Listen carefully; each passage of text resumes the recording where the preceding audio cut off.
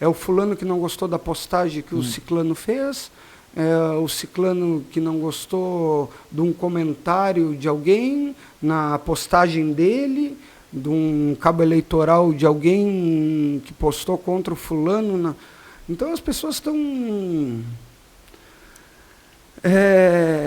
individualizando demais o debate. Eu concordo contigo nesse ponto, mas eu também acho que teve essa mudança de cultura, não se vai mais para baixo. Ah, não, mas eu estou dando um exemplo que o Barman se reuniu na casa do fulano, ia fazer um churrasco, entendeu?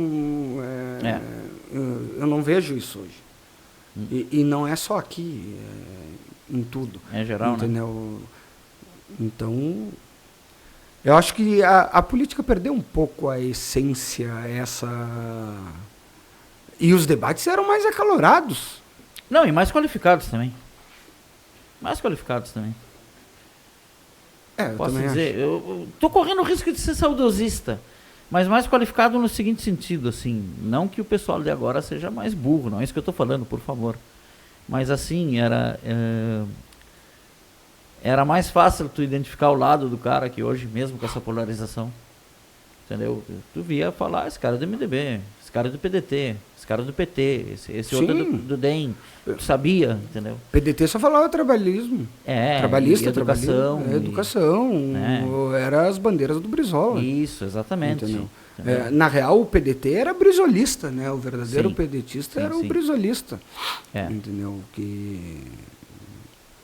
Mas isso eu concordo contigo. Eu acho que hoje nós perdemos, que é essa essência. Tá meio pasteurizado o negócio. É a essência da política. E os partidos também, né? Perderam a ideologia. Ficou muito partido também. Muito partido.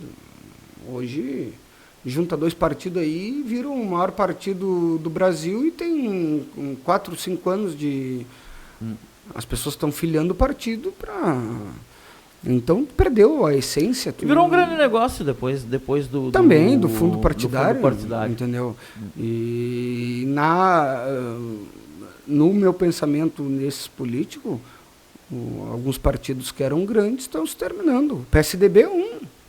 Sim. Se não se juntar, não passa na cláusula de barreira, não ganha o fundo partidário.